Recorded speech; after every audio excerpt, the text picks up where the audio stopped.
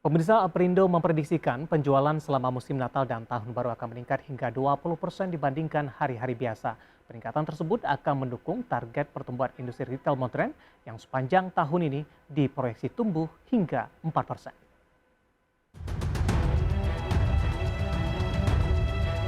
Asosiasi Pengusaha Retail Indonesia atau Aprindo memproyeksi penjualan di retail modern selama musim Natal dan Tahun Baru tahun ini bisa meningkat di kisaran 15 hingga 20% dibanding hari biasa. Ketua Umum Aprindo, Roy Nicholas Mande mengatakan target tersebut sejalan dengan pemulihan di industri retail pada tahun ini atau di masa pandemi COVID-19. Kita kalau lebaran itu biasanya bisa bertumbuh sekitar 25-30%. Kalau Nataru setengahnya, 15-20%. Karena hari besar keagamaan nasionalnya sama-sama HBKN tetapi berbeda berbeda momentumnya ya. Jadi Natal dan Tahun Baru antara 15% plus minus ya, mendekati 20. Kalau Ramadan, Lebaran 25-30% pertumbuhannya. Dari target tersebut, Aprindo memprediksi industri retail akan tumbuh di level 3,5% hingga 4% di akhir tahun ini. Roy mengatakan realisasi pertumbuhan industri retail tahun ini di angka 3,5 hingga 4% tersebut akan menjadikan pebisnis retail percaya diri dalam memasuki tahun 2023 yang penuh tantangan.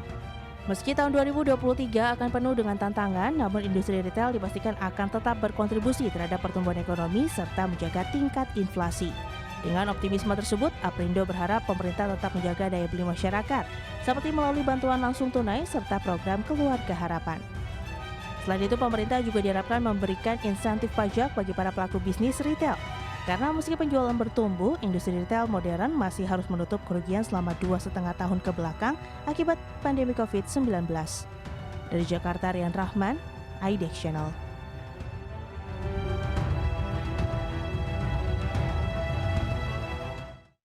Ya pemirsa, di segmen ini kita akan membahas topik yang berbeda, geliat industri retail siap sambut libur Nataru di 2022. Dan saat ini kami sudah terhubung melalui Zoom bersama dengan Bapak Roy Nicholas Mande selaku Ketua Umum Asosiasi Pengusaha Retail Indonesia atau disingkat dengan Aprindo. Kita akan langsung sapa saja. Pak Roy, selamat pagi, apa kabar Pak? Selamat pagi Pak David, salam sehat, Assalamualaikum. Waalaikumsalam, terima kasih sudah meluangkan waktu. Pak Roy, dari informasi yang sudah kita sampaikan tadi tampaknya Aprindo cukup optimis ini menyambut momen Nataru di 2022 ini dibandingkan dengan 2021 yang memang pandemi masih cukup tinggi pada saat itu. Sebenarnya indikator apa Pak Roy Aprindo cukup optimis di tahun ini dengan menghadapi libur Nataru di 2022 ini? Ya, terima kasih Pak David. Jadi ketika kami menyampaikan optimisme tentunya harus ada dasarnya, harus ada platform ketika kita menyampaikan bahwa kita optimis. Yang pertama adalah tentunya kita membaca dan mempelajari bagaimana indeks-indeks yang juga sudah disurvei oleh Bank Indonesia secara independen dan juga Biro Pusat Statistik yang menyatakan mengenai signal-signal yang mendukung terhadap geliat ekonomi kita. Ya, yang pertama misalnya kita ketahui ya bahwa inflasi kita ya di November ini ternyata juga berhasil ditekan ya. Dari sebelumnya ya berbagai pengamat bahkan berbagai pembicara sampaikan akan lewat 6%, tetapi ternyata dari 5,92 di bulan September, Oktober turun menjadi 5,72 dan di November 5,44. Nah, artinya kalau kita melihat inflasi year on year-nya menurun, ini memberikan dampak kepada kondisi harga. Ya, kita tahu bahwa inflasi itu menggerus nilai daripada mata uang sehingga otomatis harga akan cenderung meningkat. Ya, kita harus membayar lebih. Tapi dengan berhasil ditekan, maka ini sinyalemen yang baik. Yang kedua adalah ya kita tahu bahwa indeks kepercayaan konsumen. Nah, indeks kepercayaan konsumen ini ada dua objek yang disurvei, yaitu bagaimana ekspektasi para konsumen ya terhadap ketersediaan lapangan kerja dan ekspektasi terhadap penghasilan untuk di bulan yang berjalan atau bulan yang sudah disurvei. Saat disurvei, kita tahu IKK kita dari bulan sebelumnya sekitar 120,3, ya November hanya sedikit bergerak di 119,1, tetapi paling tidak kita lihat angka moderate-nya 100 itu adalah angka yang signifikan bahwa konsumen yakin melakukan spend money karena ada kesempatan bekerja dan penghasilan yang tetap konstan. Nah, kemudian indeks penjualan real yang terakhir.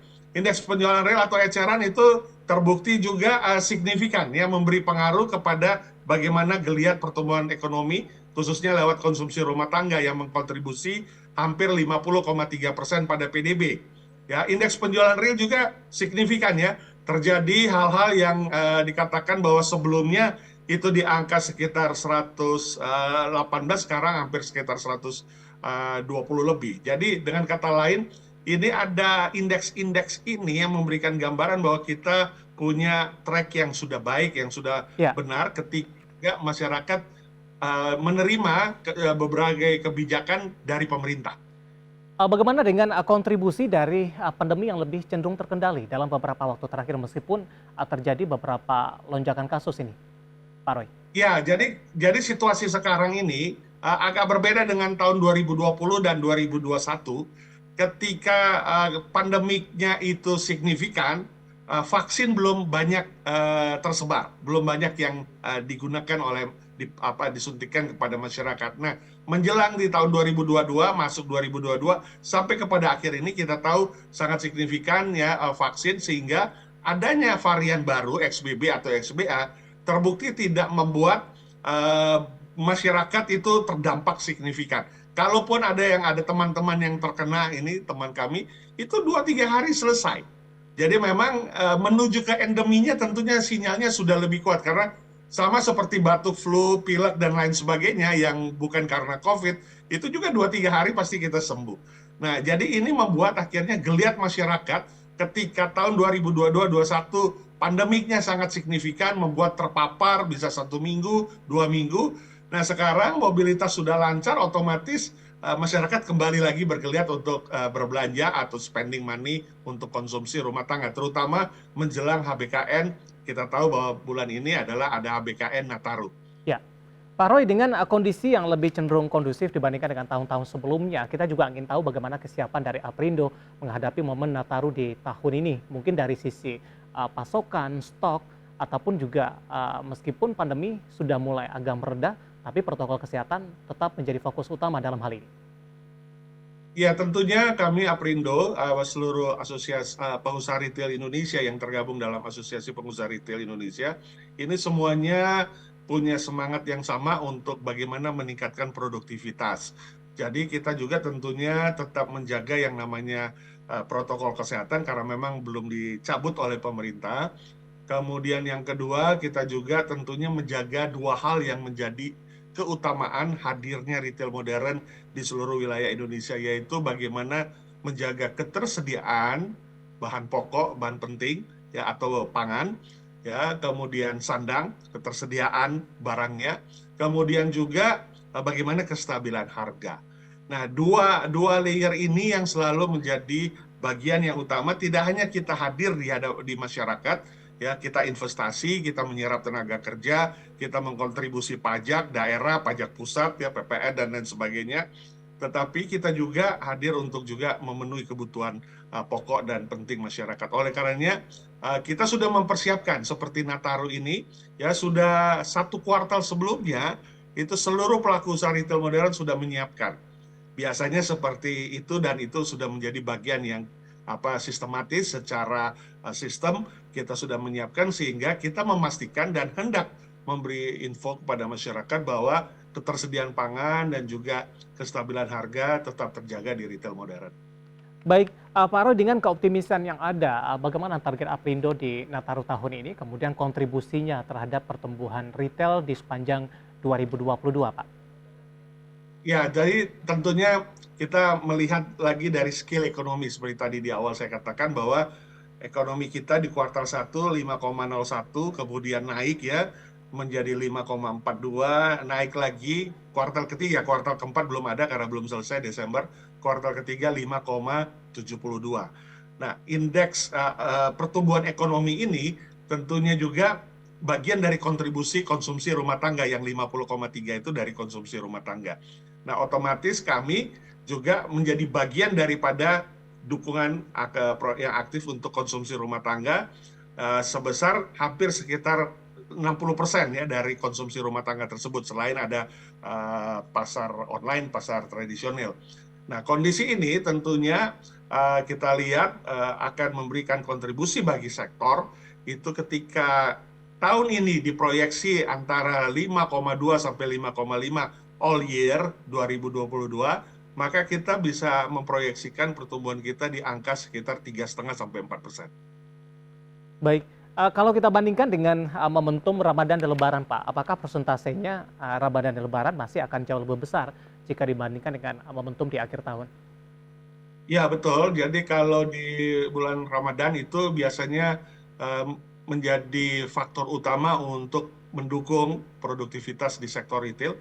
Ya, ada pertumbuhan yang signifikan di bulan-bulan tersebut ya, sekitar 30 sampai 35%, sementara kalau di Nataru itu berkisar di 15-20% karena beda momentumnya.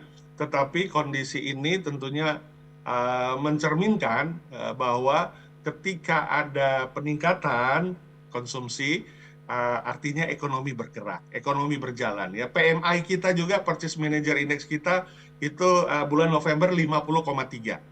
Jadi cukup signifikan ya, artinya geliat produksi atau produsen itu di atas rata-rata ketika negara-negara lain di angka 48, 49 ya, ASEAN country, tapi kita 50,3, sehingga ini menandakan geliat ekonomi, perdagangan, produksi sampai kepada konsumsi itu berjalan dengan harapan. Baik, Pak Roy, menarik, kita akan jeda terlebih dahulu, nanti di segmen selanjutnya kita akan coba singgung proyeksi di 2023, tantangan adanya perlambatan ekonomi, tahun politik, kemudian juga berbagai aspek lainnya. Nanti kita akan coba singgung ini proyeksi di 2023. Dan pemirsa Market Review akan segera kembali sesaat lagi. Kita sudah sampai di segmen terakhir di Market Review dan terima kasih juga untuk Anda yang masih bergabung bersama kami. Dan sebelum kita lanjutkan perbincangan pemirsa, tim redaksi kami sudah merangkum beberapa informasi grafis dan mungkin saja bisa menjadi salah satu referensi untuk Anda. Langsung saja kita ke grafis yang pertama, grafis nilai penjualan grosir masuk kami Retail Indonesia. Dapat Anda saksikan juga mulai dari 2017, 2018 hingga 2021 dalam satuan miliar dolar Amerika Serikat. Di 2019 tercatat paling tinggi sepertinya di 115,01 miliar dolar Amerika Serikat, sementara 2020 hingga 2021 ini tampaknya mengalami penurunan seiring juga dengan pandemi COVID-19 di Indonesia. Dan kita berharap di 2022 kembali akan mengalami penguatan atau mengalami peningkatan. Kita bergeser ke grafis selanjutnya, kita akan coba lihat indeks penjualan eceran atau real di 2022. Dapat Anda saksikan juga di layar televisi Anda dari Januari awal tahun sampai dengan November.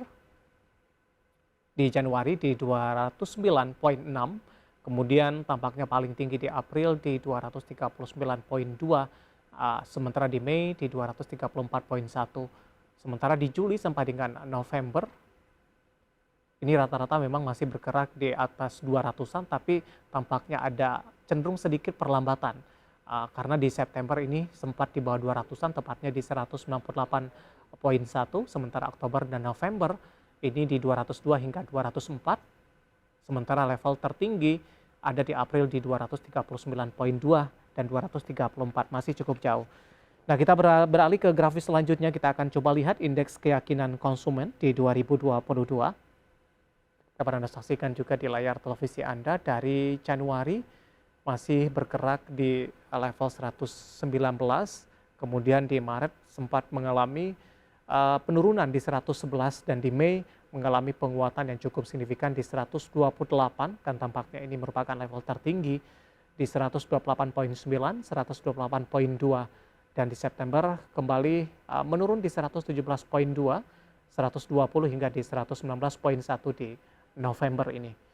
Ya, beberapa informasi grafis yang berhasil dihimpun oleh tim redaksi kami dan semoga bisa menjadi salah satu referensi untuk Anda. Kita lanjutkan kembali perbincangan bersama dengan Bapak Roy Nicholas Mande selaku Ketua Umum Asosiasi Pengusaha Retail Indonesia atau APRindo. Pak Roy, kita lanjutkan kembali.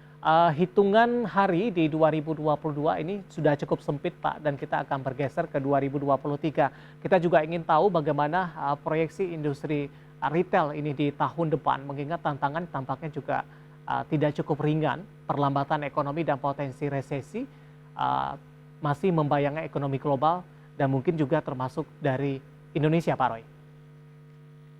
Ya tentunya kita memasuki awal tahun 2023 tidak akan lepas dari kuartal terakhir di tahun ini. Ya kita tahu tadi indeks penjualan retail 204,2 di bulan November dan di bulan Oktober 202,7. Jadi ada peningkatan. Nah ini menjadi satu bahan bakar ya untuk kita memasuki awal tahun 2023. Nah 2023 ketika kita akan memasukinya beberapa hari lagi, tentunya kita punya semangat optimisme ini tetap terjaga ya indeks penjualan retail atau indeks penjualan eceran ini. Nah, ada hal-hal yang tentunya menjadi catatan kami untuk tetap terjaga, yaitu yang pertama tentunya perlu tetap diutamakan ketika kita masih negara yang tergantung pertumbuhan ekonominya dengan konsumsi rumah tangga, berarti daya beli harus dijaga. Ya, daya beli atau purchasing power ini harus dijaga. Kalau kita bagi sosial ekonomi status menengah atas dan menengah yang marginal, yang menengah atas hanya cukup diberikan positif psikologi, positif value ya terhadap situasi politik, situasi pemerintahan, jalannya pemerintahan, situasi adaptif dari investor dan lain sebagainya. Itu cukup karena mereka tidak tergantung daya belinya dengan siapapun, mereka mampu. Tapi yang menengah ke bawah marginal ini tetap harus berkelanjutan ya, BLT maupun program keluarga harapan, dana desa, subsidi upah, bantuan subsidi upah itu tetap berharap berkelanjutan karena mereka suffer kalau tidak di-support ya, apalagi kita ini belum disebut endemi, masih menuju endemi, mudah-mudahan kuartal pertama kita bisa menjadi endemi ya. Dan ini kondisinya harus dijaga. Kemudian yang kedua mitigasi ya tetap harus dilakukan.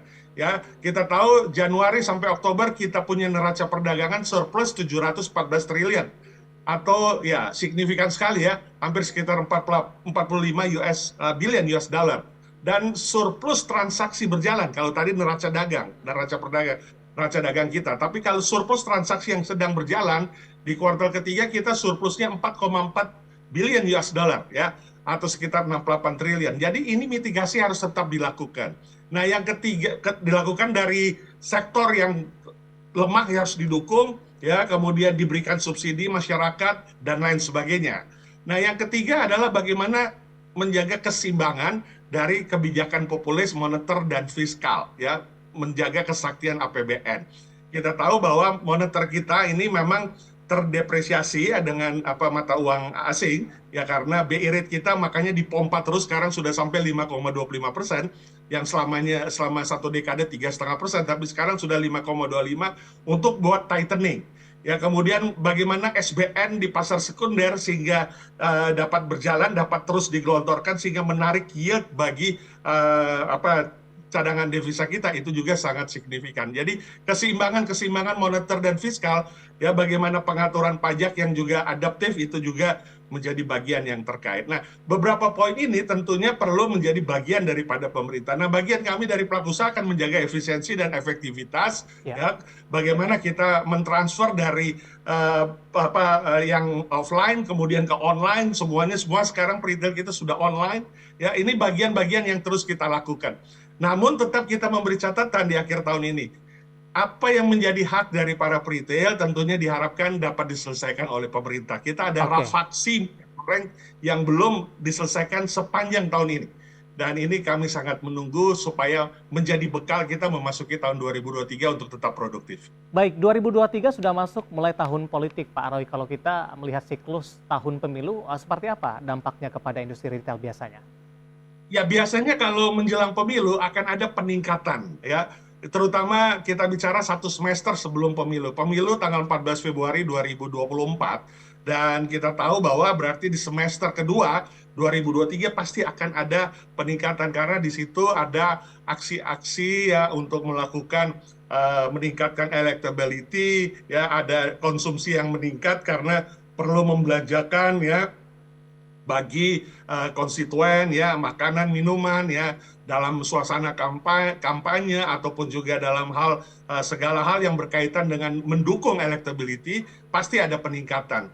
Dan ini muaranya adalah ke konsumsi ya. Jadi Kita cukup optimis oleh karenanya ketika memasuki tahun politik bahwa pertumbuhan ekonomi kita akan juga lebih baik, tidak signifikan tapi akan lebih Mhm. baik dari tahun ini. Namun keamanan itu menjadi titik kunci. Oke. Ya, bagaimana kesatuan, ya, kesolidan dari partai-partai politik untuk menciptakan keamanan yang kondusif itu menjadi kata kunci. Baik, itu lebih ke arah jangka menengah Pak Roy, tapi yang cukup menarik juga, terutama di tahun 2023 awal, terjadi pergeseran nih Pak, kontribusi dari industri retail. Momentum Ramadan dan Lebaran tampaknya datangnya lebih awal Pak Roy, di Betul. kuartal pertama sepertinya ini. Bagaimana persiapan dari industri retail sampai sejauh ini? Ya, kami sekarang ini di bulan November khususnya sebelum bulan ini kita sudah mempersiapkan untuk yang Ramadan ya di kuartal Oke. pertama 2023. Jadi inilah langkah-langkah yang selalu kita lakukan sehingga kita bisa memberikan ketersediaan pangan, sandang ya kebutuhan masyarakat ini dengan lancar, baik dan menjaga kestabilan harga. Jadi kita belum sudah menyiapkan barang-barangnya sebelum harga-harganya mungkin bergerak naik dan Mhm. lain sebagainya. Maka di retail itu jauh lebih stabil, ya jauh lebih akurat nilai-nilai transaksinya untuk dikonsumsi masyarakat sebagai bagian mendukung ekonomi kita. Artinya kontribusi di Ramadan dan Lebaran tahun ini dibandingkan dengan tahun-tahun sebelumnya akan, lebih cukup oke Pak Roy? Ya, tahun ini tentunya sudah lebih baik dari pandemi, karena pandemi kita pengetatan tidak bisa keluar, mobility ya dijaga, tidak PPKM, tapi tahun 2023 ketika diumumkan pemerintah mudah-mudahan di kuartal pertama, Ya. either itu Januari, Februari atau Maret, kuartal pertama sudah endemi, maka mobilitas sudah menjadi normal, tetapi tetap inflasi harus dijaga Mhm. ya. Bagaimana kebijakan populis fiskal dan moneter itu ya menjaga kesaktian APBN kita harus Oke. dijaga dengan catatan-catatan yang tadi saya sampaikan, menjaga daya beli, mitigasi, dan juga bagaimana memberikan kepastian hukum dan kemudahan berusaha. Dan catatan kami terakhir tadi, apa yang menjadi hak kami mohon untuk dapat diselesaikan oleh pemerintah karena sudah mau 1 tahun belum terselesaikan. Baik. Rafaksi minyak goreng. Oke. Pak Roy, waktu kita cukup terbatas. Terima kasih sudah bergabung bersama dengan kami dan semoga kita bahas bisa menjadi referensi bagi pemirsa IDX Channel, terutama untuk kepastian ini dari keberlanjutan industri retail dengan pelonggaran yang sudah terjadi di tahun ini, kemudian juga proyeksi di 2023. Terima kasih Pak Roy, sehat selalu Pak. Terima kasih, salam sehat, sukses. Baik, terima kasih. Ada Bapak Roy Nicholas Mande selaku Ketua Umum Asosiasi Pengusaha Retail Indonesia atau disingkat dengan APRindo. Dan berbincang tadi mengakhiri kebersamaan kita di Market Review kali ini. Akhirnya saya David San Oval dan seluruh rekan kerja yang bertugas mengucapkan terima kasih. Sampai berjumpa kembali.